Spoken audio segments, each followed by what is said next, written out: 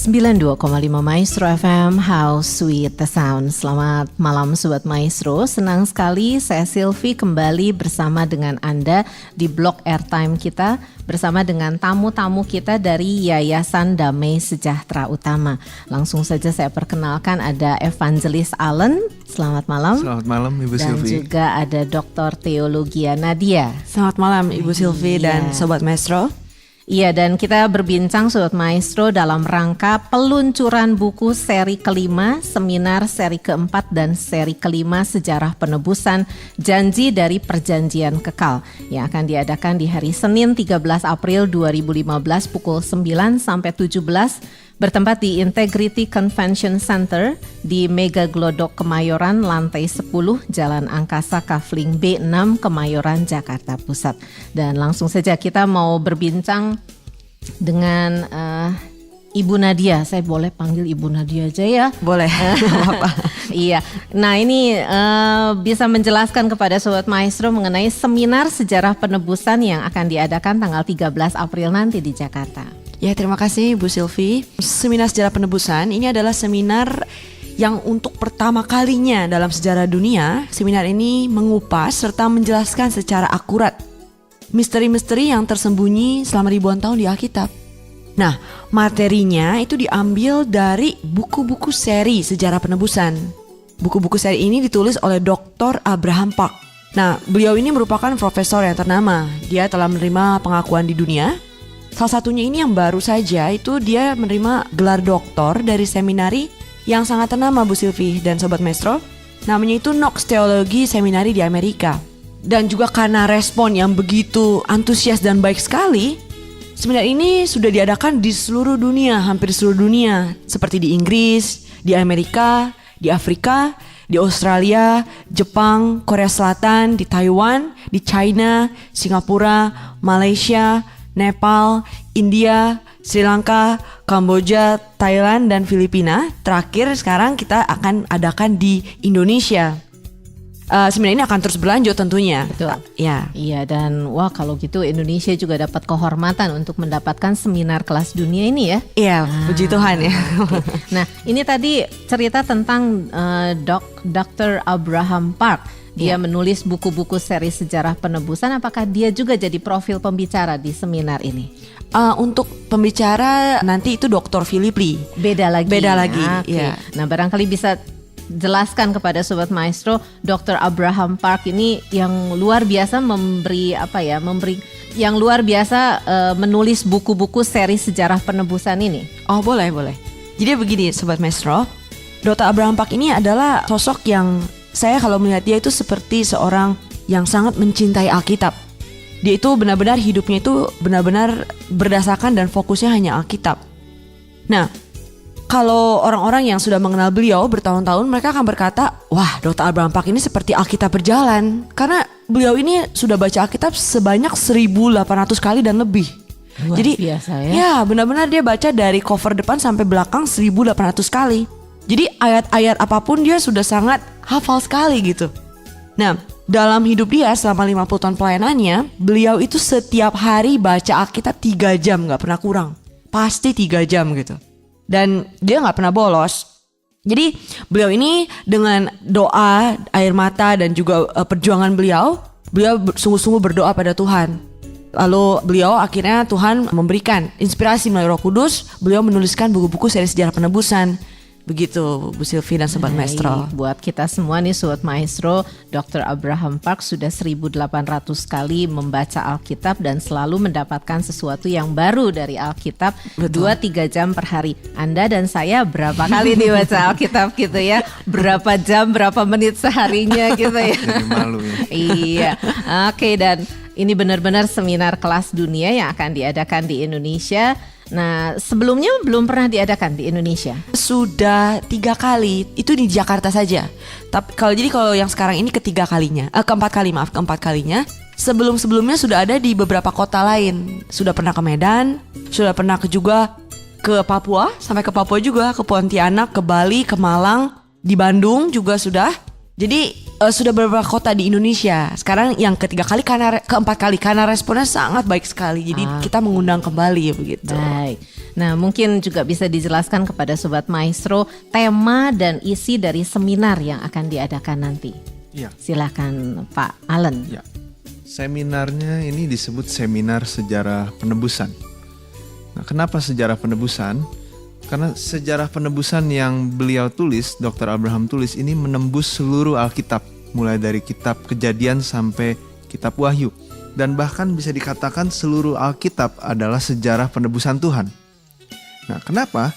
Karena kalau saya boleh jelaskan secara ringkas, manusia awalnya diciptakan dalam gambar dan rupa Tuhan. Namun manusia termasuk kita semua jatuh ke dalam dosa, sehingga kita semua terkutuk dan menerima upah maut kan. Maka sejarah penebusan Tuhan adalah seluruh sejarah yang menyelamatkan dan menebus umat manusia yang jatuh ini, mulai dari manusia pertama Adam sampai kepada akhir zaman. Dan puncak dan penggenapan sejarah penebusan adalah Tuhan Yesus Kristus, Tuhan yang menjelma menjadi manusia. Dia mati di kayu salib menebus seluruh dosa kita semua. Tuhan yang menggenapi pekerjaan penebusan melalui kedatangan pertama ini, Dia, Tuhan Yesus yang sama akan menyempurnakannya kembali melalui kedatangannya yang kedua kali. Seperti itu.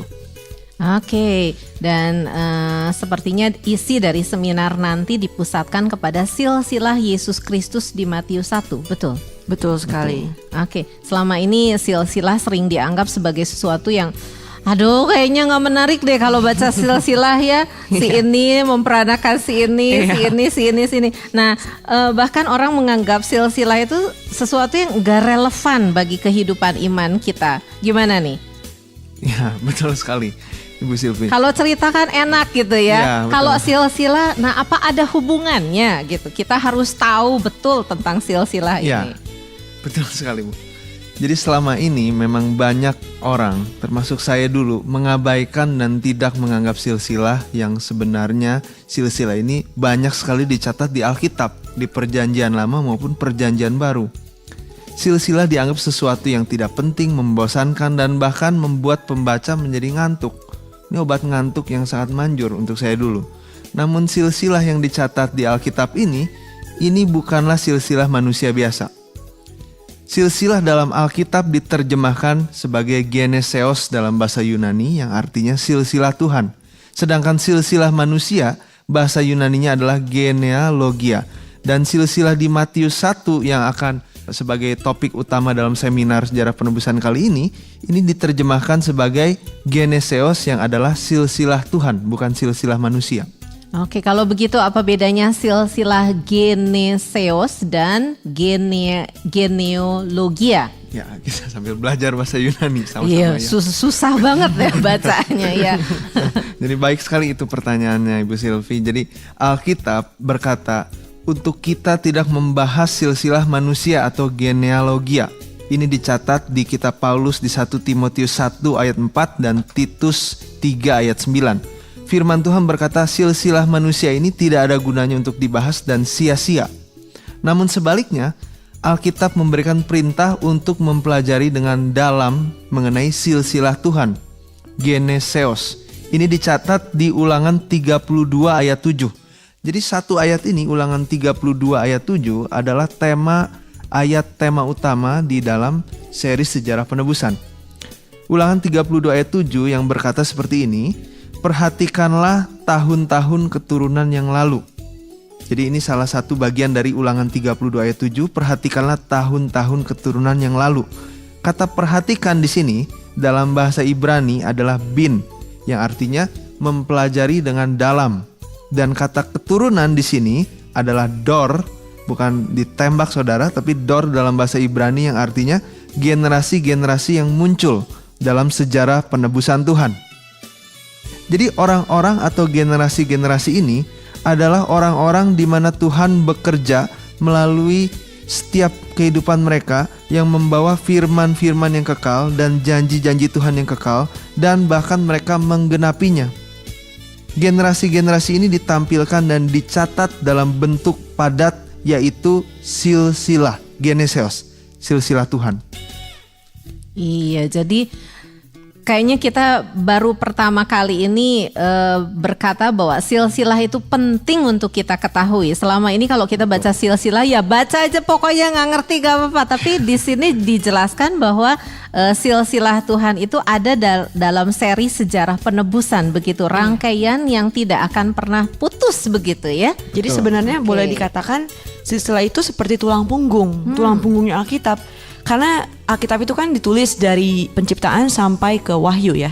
Ini kalau kita hitung dari zaman Adam sampai kita hari ini pun sudah 6.000 tahunan. Nah, bagaimana mungkin kita bisa mengerti Alkitab yang berisikan sejarah 6.000 tahun itu kalau hanya baca begitu saja kita nggak mampu. Betul. Maka apa yang Tuhan lakukan? Ia padatkan sejarah yang terdapat di dalam 6.000 tahun ini ke dalam silsilah begitu. Karena kalau kita perlu ketahui dalam budaya bangsa Yahudi, ketika mereka menamakan anak mereka menamakan sesuai dengan keadaan latar belakang sosial ekonomi dalam saat itu. Misalnya saya waktu itu punya anak dalam keadaan makmur, saya namakan anak saya Makmur, misalnya seperti itu. Jadi ketika kita lihat apalagi ini silsilah Tuhan, tadi dikatakan Geneseos kan. Jadi ketika mereka menamakan anak-anak mereka ini semua datang dari inspirasi Roh Kudus. Jadi mereka tidak menamakan dengan sembarang nama begitu, Sobat Maestro. Oke. Ya, jadi sebetulnya ada begitu banyak sekali rahasia sejarah penebusan Tuhan yang terkandung di dalam silsilah yang dicatat di Alkitab. Sehingga jika kita mempelajari misteri-misteri yang terdapat di dalam silsilah ini, kita dapat mengerti sejarah penebusan Tuhan dengan akurat dan benar. Dan penting sekali untuk kita ketahui karena sejarah penebusan Tuhan sampai saat ini masih terus berlangsung dan sedang berlari kepada kesudahannya. Maka jika kita belajar dan menggali dengan dalam seperti yang dikatakan di Ulangan 32 ayat 7, bin mempelajari dengan dalam, kita rahasia-rahasia misteri ini akan tersingkap. Nah, contoh, saya akan beri contoh. Silsilah Adam di Kejadian 5, Saudara. Di ayat 3, Kejadian 5 ayat 3 dikatakan Adam memperanakan Set. Nah, arti Set dalam bahasa Ibrani ini adalah benih yang lain, pengganti atau yang ditetapkan. Jadi saudara bisa bayangkan, saudara ingin memberikan nama kepada anak saudara, saudara kasih nama itu benih yang lain. Sepertinya aneh bukan? Nah, maka dari itu kita bisa melihat di sini Tuhan memberikan Set setelah tragedi pembunuhan Habel oleh kakaknya sendiri. Kain membunuh Habel. Sehingga dalam hari itu Adam kehilangan Habel dan Adam pun kehilangan anak sulungnya Kain. Karena dicatat di Alkitab bahwa Kain meninggalkan hadirat Tuhan setelah membunuh adiknya Habel. Nah, maka dari itu Tuhan mengaruniakan satu anak lagi kepada Adam dan Hawa yang bernama Set. Alkitab mencatat Set ini adalah seorang yang serupa dan segambar dengan Adam yang adalah menurut rupa Tuhan. Maka sesuai arti nama Set pun menjadi benih yang lain yang menggantikan Habel. Menjadi seseorang yang ditetapkan sebagai penerus garis keturunan ilahi untuk penggenapan sejarah penebusan Tuhan, di mana puncaknya Tuhan Yesus Kristus kita lahir melalui keturunan Set ini. Dan jika kita telusuri, Yesus Kristus datang dari keturunan ilahi Set. Ini merupakan penggenapan dari sejarah penebusan. Maka setiap nama yang terdapat dalam silsilah ilahi di Alkitab mengandung makna sejarah penebusan Tuhan yang begitu dalam, dan sekali lagi ini sangat relevan dengan kehidupan rohani kita hari ini, yang pastinya ini semua akan dibahas di dalam seminar nanti. Nah, Sobat Maestro, jadi kalau ada silsilah-silsilah jangan dilewat begitu aja ya. Pasti sekali. Ada maksud Tuhan, kenapa dinamakan ini, si ini lahir dari ini, dari bapaknya ini, dari ibunya ini. Nah, kayaknya kita harus belajar tertarik dengan silsilah-silsilah yang ada di Alkitab, karena itu penting begitu buat sejarah penebusan begitu ya. Nah, ini pastinya akan dikupas dalam seminar 13 April nanti. Betul sekali. Oke, silakan. Nah, begini, saudara, kalau saudara perhatikan lebih dalam lagi, sebenarnya Alkitab itu malah banyak berisi silsilah. Buku Kejadian sendiri memiliki 10 silsilah. Wow. Lalu dilanjutkan kepada buku Rut, silsilah lagi. Lalu masuk ke 1 Tawarik, dari pasal 1 sampai pasal 9 semua silsilah. Lalu tiba-tiba perjanjian baru, Matius 1 pun dibuka dengan silsilah. Jadi kalau kita lihat semua silsilah begitu. Kalau kita abaikan, seperti kita mengabaikan seluruh Alkitab begitu sebenarnya. Nah, saya akan berikan contoh bahwa silsilah itu begitu pentingnya untuk kita dan kenapa berhubungan dengan hidup kita sekarang. Contohnya adalah Kejadian 5 yang tadi sudah dipaparkan oleh Evangelis Ellen. Nah, dikatakan di situ kalau kita lihat Kejadian 5, di situ kita lihat daftar silsilah keluarga Adam, ya kan? Nah, jadi kita akan lihat Adam memperanakan anak-anaknya sampai kepada Nuh di Kejadian 5 ini kan.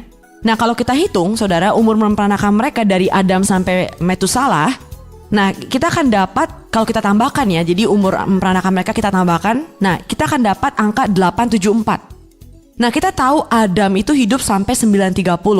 Kalau kita kurangin 930 dengan 874, maka kita dapat 56, angka 56. Ini artinya Adam hidup sampai generasi ke-9, yaitu Lamek anaknya Metusalah. Dan mereka hidup bersama selama 56 tahun. Nah, kenapa ini penting? Lamek, dia menamakan anaknya Nuh. Nuh artinya adalah istirahat. Nah, kenapa Lamek memperanakan anaknya Nuh istirahat? Waktu itu zaman Nuh terjadilah air bah. Nah, kalau kita lihat, Lamek memiliki harapan akan Mesias. Dia memiliki harapan bahwa akan terjadilah istirahat dari tanah yang telah dikutuk oleh Tuhan. Jadi waktu zaman Adam kan kita tahu kejatuhan manusia maka tanah terkutuk. Nah, jadi dari manakah si Lamek, kalau sudah perhatikan di Kejadian 5 pasal 28 sampai 29, dari manakah Lamek tahu bahwa tanah itu terkutuk, sedangkan tanah terkutuk ini hanya diberitahukan kepada Adam langsung oleh Tuhan. Nah, jadi kita bisa lihat karena Adam bertemu dengan Lamek selama 56 tahun, Adam telah memberitakan kebenaran Injil kepada Lamek. Ini jadi memberitakan tentang pewarisan iman. Nah, untuk kita pada hari ini, paling penting itu adalah pewarisan iman. Apakah kita telah mewarisi iman para bapa leluhur? Ini semua dapat kita pelajari lebih detail lagi di seminar nanti ya. Dan juga dengan silsilah saudara akan lebih memiliki pengertian yang dalam akan Alkitab.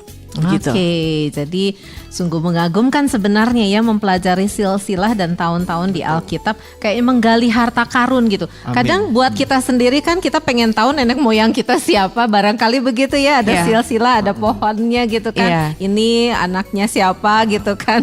Nah, ini tentang firman Tuhan nih Sobat Maestro. Jadi Alkitab ini kalau kita gali dari silsilah-silsilahnya betul-betul berisi banyak rahasia dan misteri yang luar biasa yang akan diungkap nanti di seminar tanggal 13 April nanti. Silakan, mungkin Pak Alan akan menambahkan tentang seminar nanti. Ada satu poin yang saya hendak sharingkan, sangat memberkati saya Sobat Maestro. Nah, seperti yang sudah dikatakan sebelumnya, silsilah di Matius 1 ini adalah silsilah Tuhan. Dan jika kita baca secara sepintas, silsilah ini sepertinya hanyalah mencatat nama-nama keturunan secara berurutan dari Abraham sampai Yesus. Dan totalnya ada 42 generasi. Contohnya A memperanakan B, B memperanakan C memperanakan D, dan seterusnya. Nah, namun ada suatu fakta yang sangat mengejutkan adalah bahwa di silsilah Matius 1 ini ternyata tidak mencatat generasi-generasi secara berurutan. Namun ada banyak sekali nama-nama yang dihilangkan di dalam silsilah di Matius 1. Banyak sekali yang dihilangkan. Nah, ada alasan Tuhan di balik ini semua. Dan ini mengandung banyak sekali rahasia penyelenggaraan sejarah penebusan Tuhan yang Tuhan hendak sampaikan kepada umatnya termasuk kita hari ini. Maka dari itu, firman-Nya yang memberikan perintah kepada kita di Ulangan 32 ayat 7 untuk mempelajari tahun-tahun, mempelajari silsilah itu begitu penting dan berharga. Dan saya akan berikan satu contoh generasi-generasi yang dihilangkan di Matius 1 ini. Di Matius 1 ayat 4 dikatakan, Ram memperanakan Aminadab. Jadi seolah-olah Ram adalah ayah dari Aminadab. Nah, sekarang pertanyaan pertama, siapakah Ram ini? Ram adalah anak Hesron. Hesron ini, saudara, tokoh yang hidup di awal 430 tahun masa orang Israel masuk ke Mesir. Sebab di zaman Yusuf terjadi kelaparan yang begitu hebat di dunia ini sehingga Yakub dan seluruh 70 anggota keluarga, yaitu ini adalah cikal bakal orang Israel, mereka harus mengungsi ke Mesir kan, seperti yang saudara tahu, dan mereka tinggal di sana selama 430 tahun. Dan Hesron itu tokoh yang hidup di awal 430 tahun masa orang Israel masuk ke Mesir. Jadi kita bisa mengerti Ram hidup di masa awal perbudakan orang-orang Israel di Mesir. Dan berikutnya, siapakah Aminadab? Aminadab adalah ayah dari Nahason. Sedangkan Nahason adalah tokoh yang hidup di zaman Musa pada perjalanan padang gurun. Ini dicatat di kitab Bilangan 2 ayat 3 dan 10 ayat 14. Bilangan 2 ayat 3, Bilangan 10 ayat 14. Maka kita bisa mengerti bahwa Aminadab, ayahnya Nason ini hidup di masa-masa akhir dari perbudakan Mesir. Maka jika kita simpulkan, Ram hidup di masa awal perbudakan Mesir, sedangkan Aminadab hidup di masa akhir perbudakan Mesir. Dan sedangkan total waktu perbudakan di Mesir kita semua tahu ini adalah 400 tahun. Nah kalau begitu bagaimana mungkin Ram adalah ayah dari Aminadab? Jarak mereka 400 tahunan. Maka mengapa Matius 1 ayat 4 berkata Ram memperanak Aminadab? Nah di sini ada misteri yang sangat dalam. Jadi jawabannya adalah karena silsilah di Matius 1 ini bukan hanya mencatat sekedar silsilah secara biologis atau secara garis darah. Namun silsilah ini memperlihatkan kepada kita bahwa generasi-generasi yang beriman yang terus berlanjut dari Abraham sampai akhirnya Yesus Kristus dapat lahir ke dunia ini. Dan kita harus mengerti bahwa silsilah Yesus di Matius 1 ini lahir dari orang-orang yang beriman yang berpegang erat pada perjanjian-perjanjian Tuhan yang kekal. Maka orang-orang tersebut yang tidak beriman, yang maksud saya orang-orang yang hidup mereka tidak mengikuti firman Tuhan, itu dihapus dari silsilah Matius 1 ini. Maka Matius 1 adalah silsilah iman. Seru ya, ngurus silsilah ini seru tapi juga tegang begitu ya. Dan ternyata banyak sekali nama-nama yang dihapus dalam catatan silsilah Matius 1 ini, begitu? Iya betul Bu Silvi, ini sangat ironis sekali ya dan sangat menyedihkan karena nama-nama yang dihapus itu bukan orang-orang yang tidak mengenal Tuhan, tapi mereka itu bangsa pilihan, yaitu orang Israel sendiri. Namun mereka telah, beberapa orang di generasi di silsilah Matius ini telah dihilangkan. Jadi ini pelajaran bagi kita semua yang hidup di akhir zaman. Bagi kita semua hidup saat ini, kalau kita lihat di Matius 7 ayat 21 dikatakan bukan setiap orang yang berseru kepadaku Tuhan, Tuhan, Tuhan akan masuk ke dalam kerajaan surga. Tapi di situ kuncinya apa? Melainkan dia yang melakukan kehendak Bapakku yang di sorga. Lalu kalau kita lihat di Wahyu 20 ayat 15, Wahyu 20 ayat 15 dikatakan, dan setiap orang yang tidak ditemukan namanya tertulis di dalam kitab kehidupan itu, ia dilemparkan ke dalam lautan api. Nah jadi kalau kita lihat kuncinya di sini, mengerti kehendak Bapa, dan juga ada buku kehidupan di mana di situ berisikan daftar-daftar nama, ya kan Bu Silvi ya kalau kita lihat. Nah jadi daftar-daftar nama ini berarti kan orang-orang beriman yang telah dimasukkan ke dalam silsilah surgawi. Karena nama mereka tercatat di situ, maka mereka masuk ke dalam kerajaan surga. Untuk kita hari ini, apakah nama kita sudah di dalam buku kehidupan? Itu pertanyaan sangat penting. Untuk kita bisa masuk ke dalam buku kehidupan, kita harus mengerti orang-orang yang berada dalam silsilah Tuhan, ya kan, yang ada di Matius 1 tadi. Karena itu kan geneseos, silsilah Tuhan. Bagaimanakah hidup mereka sampai Tuhan bisa mencatat nama mereka di dalam silsilah Tuhan? Ini harus kita pelajari dari hidupnya Bapak leluhur yang kita dapat temukan dari arti-arti nama dan tahun-tahun yang tersembunyi di balik silsilah. Makanya kami semua Yayasan Damai Sejahtera Utama ini mau mengundang saudara-saudara di Bandung untuk bersama-sama belajar kehidupan-kehidupan Bapak leluhur yang ada di silsilah Tuhan, sehingga kita dapat mengikuti jejak kehidupan mereka. Tujuannya apa? Supaya kita mengerti kehendak Bapa dan kita akhirnya bisa masuk ke dalam silsilah ilahi, yaitu buku kehidupan Tuhan. Begitu. Oke, ya kayaknya kalau mau terus kayaknya sampai nanti malam nggak selesai-selesai. Akan dilanjutkan di seminar. Oke, silahkan ikut seminarnya karena ini pasti menarik bagi kita semua, Sobat Maestro. Kita perlu belajar dari bapak-bapak leluhur. Betul sekali. Bu Nadia katakan ya. Langsung saja ikuti seminar sejarah penebusan yang akan diadakan pada tanggal 13 April 2015 jam 9 pagi di Integrity Convention Center Mega Glodok Kemayoran lantai 10 Jalan Angkasa Kafling B6 Kemayoran Jakarta Pusat. Dan bagi 100 pendaftar pertama tidak dikenakan biaya. Iya, betul. Begitu ya. Dan lebih untuk cepat pendaftar daftar lebih baik. Nah, untuk pendaftaran, transportasi dan informasi lebih lanjut silakan menghubungi panitia di nomor 081 809 570 770 sebelum tanggal 6 April 2015. Sekali lagi silakan catat nomor telepon ini 081 809 570 770.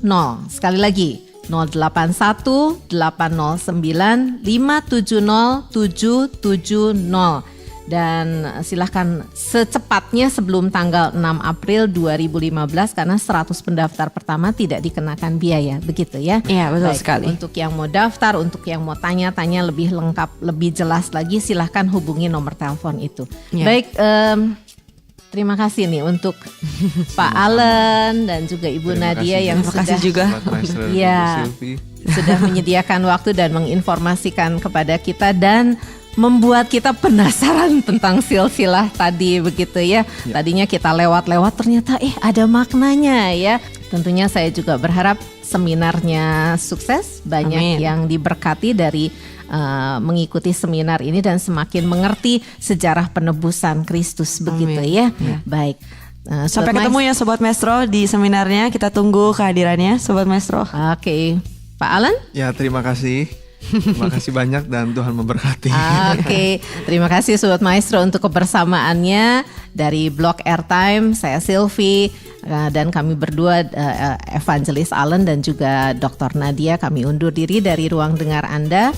Selamat malam, Tuhan memberkati.